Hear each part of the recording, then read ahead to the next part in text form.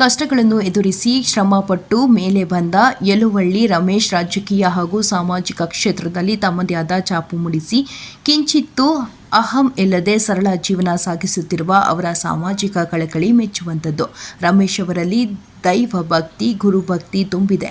ಯಾವುದೇ ಹಿನ್ನೆಲೆ ಇಲ್ಲದೆ ತಮ್ಮ ಶ್ರಮದಿಂದ ಮೇಲೆ ಬಂದು ಜನರ ಪ್ರೀತಿ ಹಾಗೂ ಗೌರವಕ್ಕೆ ಪಾತ್ರರಾಗಿದ್ದಾರೆ ಎಂದು ಸಿದ್ಧಗಂಗಾ ಮಠದ ಶ್ರೀ ಸಿದ್ಧಲಿಂಗ ಮಹಾಸ್ವಾಮಿ ಹೇಳಿದರು.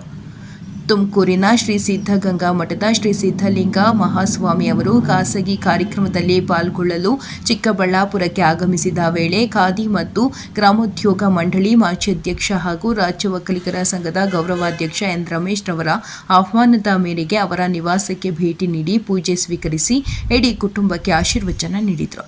ಈ ವೇಳೆ ಯಲುವಳ್ಳಿ ಎನ್ ರಮೇಶ್ ರವರು ಶ್ರೀ ಸಿದ್ಧಲಿಂಗ ಮಹಾಸ್ವಾಮಿ ಅವರ ಪಾದ ಪೂಜೆ ಮಾಡಿ ಕುಟುಂಬ ಸಮೇತ ಆಶೀರ್ವಾದ ಪಡೆದರು. ಕಾಣಿಕೆಯನ್ನು ಸಹ ರಮೇಶ್ ಮಠಕ್ಕೆ ಅರ್ಪಿಸಿದರು. ನಂತರ ಮಾತನಾಡಿದ ಶ್ರೀಗಳು, ರಮೇಶ್ ಅವರ ಸಾಮಾಜಿಕ ಕಳಕಳಿ ಹೊಂದಿದ್ದಾರೆ. ಅವರ ಸಾಧನೆ ಹಾಗೂ ಸುಖಕರ ಜೀವನಕ್ಕೆ ರಮೇಶ್ ದಂಪತಿಯ ಕುಟುಂಬವನ್ನು ಎಷ್ಟು ಒಳ್ಳೆಯ ರೀತಿಯಲ್ಲಿ ಮುನ್ನಡೆಸುತ್ತಿದ್ದಾರೆ ಎಂಬುದು ಸಾಕ್ಷಿಯಾಗಿದೆ. ರಮೇಶ್ ಅವರಿಗೆ ಭಗವಂತ ಆಯಸ್ಸು ಆರೋಗ್ಯ ನೀಡಲಿ, ಅವರ ಕುಟುಂಬದ ಮೇಲೆ ಭಗವಂತನ ಕೃಪೆ ಇರಲಿ ಎಂದರು. ಇದೇ ವೇಳೆ ಮಾತನಾಡಿದ ಎನ್ ರಮೇಶ್, ರಾಜ್ಯದಲ್ಲಿ ಅನ್ನದಾಸೋಹ, ಅಕ್ಷರ ದಾಸೋಹ ಕಾರ್ಯಕ್ರಮಗಳನ್ನು ಅತಿ ಹೆಚ್ಚು ಸಿದ್ಧಗಂಗಾ ಮಠ ಹಾಗೂ ಆದಿಚುಂಚನಗಿರಿ ಮಹಾಸಂಸ್ಥಾನ ಮಾಡುತ್ತಿದೆ. ಶ್ರೀ ಶ್ರೀ ಶ್ರೀ ಶಿವಕುಮಾರ ಸ್ವಾಮೀಜಿ ಅವರ ಆಶೀರ್ವಾದವನ್ನು ಪಡೆದಿದ್ದೇನೆ. ಈಗ ಮಠದ ಸಿದ್ಧಲಿಂಗ ಮಹಾಸ್ವಾಮಿಗೆ ಪಾದ ಪೂಜೆ ಮಾಡಲು ಮಠಕ್ಕೆ ಒಂದಿಷ್ಟು ಕಾಣಿಕೆ ನೀಡಲು ಬಯಸಿದೆ.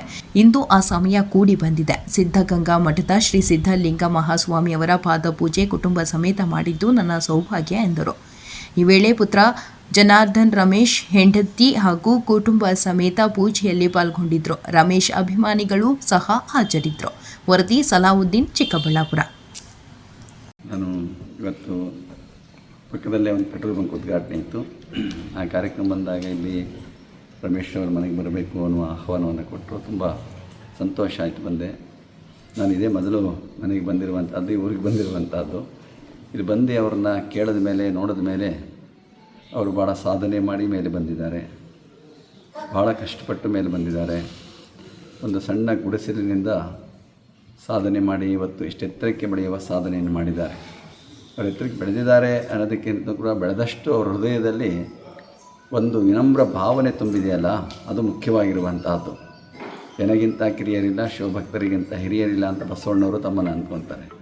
ಹಾಗೆ ಅವರು ಇಷ್ಟು ಎತ್ತರಕ್ಕೆ ಬೆಳೆದಿದ್ದೇನೆ ಅನ್ನುವಂತಹ ಒಂದಿಷ್ಟು ಅವರಲ್ಲಿ ಒಳಗೆ, ತನ್ನ ಮನಸ್ಸಿನೊಳಗೆ ಒಂದಿಷ್ಟು ಅಹಂ ಇಲ್ಲ ಅನ್ನೋದಿದೆಯಲ್ಲ, ಅದು ಮೆಚ್ಚಿಕೊಳ್ಬೇಕಾಗಿರುವಂಥದ್ದು, ತುಂಬ ಮೆಚ್ಚಿಕೊಳ್ಬೇಕಾಗಿರುವಂಥದ್ದು. ಇವತ್ತಂತಹ ಒಂದು ದೊಡ್ಡ ಸಾಧನೆಯನ್ನು ಮಾಡಿ ಇವತ್ತವರು ರಾಜಕೀಯ ಕ್ಷೇತ್ರ, ಸಾಮಾಜಿಕ ಕ್ಷೇತ್ರದಲ್ಲಿ ತಮ್ಮದೇ ಆದಂತಹ ಒಂದು ಛಾಪನ್ನು ಮೂಡಿಸ್ಕೊಂಡು ಬಂದಿದ್ದಾರೆ. ಅಂದರೆ ಅವರು ಸೆಲ್ಫ್ ಮೇಡ್ ಮ್ಯಾನ್ ಅಂತ ಹೇಳಬೇಕಾಗಿರುವಂಥದ್ದು. ಅವರ ಮನೆ ಕುಟುಂಬ ಏನು ಹಿಂದಿನಿಂದ ಯಾವ ಶ್ರೀಮಂತ ಕುಟುಂಬ ಅಲ್ಲ. ಅವ್ರಿಗೆ ಯಾರು ಹಿಂದಿನಿಂದ ಗಾಡ್ ಫಾದರ್ಸ್ ಇಲ್ಲ, ಯಾರೂ ಇಲ್ಲ. ಅವರೇ ಸ್ವಯಂ ತಾವೇ ಸಾಧನೆಯನ್ನು ಮಾಡಿ ಬೆಳೆದಿರುವಂತಹ ಅವರು. ನಿಜವಾಗಲೂ ಕೂಡ ಅವರ ಸಾಧನೆಯನ್ನು ನೋಡಿದಾಗ ನಮಗೆ ವಿಸ್ಮಯ ಅನ್ನಿಸ್ತದೆ, ಆಶ್ಚರ್ಯ ಅನ್ನಿಸ್ತದೆ. ಅವರಂತಹ ಒಂದು ಸಾಧನೆಯನ್ನು ಮಾಡಿ ಇವತ್ತು ಸಮಾಜದಲ್ಲಿ ಒಂದು ಗೌರವವನ್ನು, ಪ್ರೀತಿಯನ್ನು ಗಳಿಸ್ಕೊಳ್ಳುವಂಥ ಕೆಲಸವನ್ನು ನಿರಂತರವಾಗಿ ಮಾಡಿಕೊಂಡು ಬಂದಿರುವಂತಹ ಅವರು. ಬಹಳ ಒಂದು ಹಿಂದುಳಿದ ಪ್ರದೇಶ ಆ ಕಾಲದಲ್ಲಿ ಇದೆಲ್ಲ. ಆ ಕಾಲದಲ್ಲಿ ಅವರು ಅವ್ರ ತಂದೆ ತಾಯಿಗಳು ಮಠಕ್ಕೆ ಸೇರಿಸಿ 1 ವರ್ಷ ಇದ್ದಂತಷ್ಟೇ. ಏಕೆಂದರೆ ತಾಯಿ ಮನೆ ಎಂಥದ್ದೇ ಇರಲಿ, ತಾಯಿ ತಂದೆಗಳು ಒಂದು ಅಷ್ಟು ಭಕ್ತಿ ಪ್ರೀತಿ ಆವಾಗಲೂ ಮಕ್ಕಳಲ್ಲಿ ಇದ್ದೇ ಇರ್ತದೆ. ಆ ಒಂದು ಭಾವನೆಯೊಂದಿಗೆ ಅವರು 1 ವರ್ಷ ಇದ್ದು ಆಮೇಲೆ ಈ ಕಡೆ ಬಂದಂತಹ ಅವರು.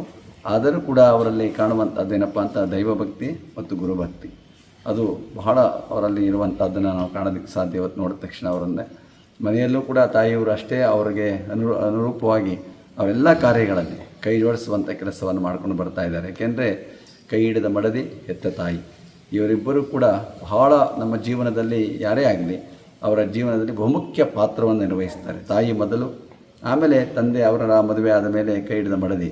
ಇಬ್ಬರೂ ಕೂಡ ಅವರ ಸಾಧನೆಯಲ್ಲಿ, ಕೆಲಸ ಕಾರ್ಯಗಳಲ್ಲಿ ಹೆಗಲೆಣೆಯಾಗಿ ನಿಂತು ಸೇವೆಯನ್ನು ಸಲ್ಲಿಸುವಂಥ ಕೆಲಸವನ್ನು ಮಾಡ್ಕೊಂಡು ಬರ್ತಾರೆ. ಅದಕ್ಕಾಗಿ ಶರಣರು ಸತಿಪತಿಗಳೊಂದಾದ ಭಕ್ತಿ ಹಿತವಾಗಿರ್ಬೋದು ಶಿವಂಗಿ ಎನ್ನುವಂತಹ ಮಾತನ್ನು ಭಾಳ ಸರಳವಾಗಿ ಹೇಳಿರುವಂತಹ ಅವರಿಬ್ಬರ ಒಂದು ಸತಿಪತಿಗಳು ಆದ ಭಕ್ತಿಯಾಗಿ ಇವತ್ತು ಈ ಮನೆ ಇಷ್ಟು ಬೆಳೆಯೋದಕ್ಕೆ ಸಾಧ್ಯ ಆಗಿರುವಂಥದ್ದು, ಎತ್ತರಕ್ಕೆ ಬೆಳೆದಿದ್ದಾರೆ. ಆ ದಂಪತಿಗಳನ್ನು ಕೂಡ ಇವತ್ತು ನಾನು ನೋಡೋದಕ್ಕೆ ತುಂಬ ಸಂತೋಷ ಆಗಿದೆ. ಅದೇ ರೀತಿಯಲ್ಲಿ ಮಗ ಇವತ್ತು ಜನಾರ್ದನ ಅವರ ಹೆಸರು ಕೆಂಪೇಗೌಡ, ತಮ್ಮ ಕೆಂಪೇಗೌಡರವರು ಅವರೆಲ್ಲರೂ ನೋಡಿ ಒಟ್ಟಾಗಿ ನೋಡ್ತಾ ಇದ್ದಾರೆ, ನೋಡೋಕ್ಕೆ ಸಂತೋಷ ಆಗ್ತದೆ. ಇವತ್ತು ಜನಾರ್ದನರು ಕೂಡ ಅವರ ತಂದೆಯ ಎಲ್ಲ ಕೆಲಸ ಕಾರ್ಯಗಳನ್ನು ಮುಂದುವರಿಸ್ಕೊಂಡು ಹೋಗುವಂಥದ್ದು ಮತ್ತು ಅದನ್ನು ವಿಸ್ತಾರ ಮಾಡ್ಕೊಂಡು ಹೋಗುವಂತಹ ಕೆಲಸವನ್ನು ಕೂಡ ಅವರು ನಿರಂತರವಾಗಿ ಮಾಡ್ತಾ ಇರುವಂಥವ್ರು. ನಾನು ಕೇಳಿದೆ, ಈ ಭಾಗದಲ್ಲಿ ವ್ಯವಸಾಯದ ಜೊತೆಗೆ ಇವತ್ತು ರಿಯಲ್ ಎಸ್ಟೇಟನ್ನು ಮಾಡಿ ಇವತ್ತೆಲ್ಲ ಕಡೆ ಇದು ನಡೀತಾ ಇದೆ ಜಾಸ್ತಿಯಾಗಿ. ಅದರಲ್ಲಿ ಕೂಡ ದೇವನಹಳ್ಳಿ ಇವತ್ತು ಅಂತಾರಾಷ್ಟ್ರೀಯ ವಿಮಾನ ಆದಮೇಲೆ ಇಲ್ಲಿಯ ಭೂಮಿಯ ಬೆಲೆ ಗಗನಕ್ಕೇರಿರುವಂಥದ್ದು. ಅಂತಹ ಒಂದು ಪರಿಸ್ಥಿತಿಯಲ್ಲೂ ಕೂಡ ಅವರು ತಮ್ಮ ಕಾಯಕವನ್ನು ಇಟ್ಕೊಂಡು ತಮ್ಮ ಒಂದು ಎಲ್ಲ ಕೆಲಸ ಕಾರ್ಯಗಳ ಜೊತೆಗೆ ಸಾಮಾಜಿಕವಾದ ಚಟುವಟಿಕೆಗಳಲ್ಲೂ ಕೂಡ ತಮ್ಮನ್ನು ತೊಡಗಿಸಿಕೊಳ್ತಾ ಇದ್ದಾರೆ. ಇವತ್ತು ಈ ಮನೆಗೆ ಬಂದಿರುವಂಥದ್ದಕ್ಕೆ ತುಂಬ ಸಂತೋಷವಾಗ್ತಾ ಇದೆ.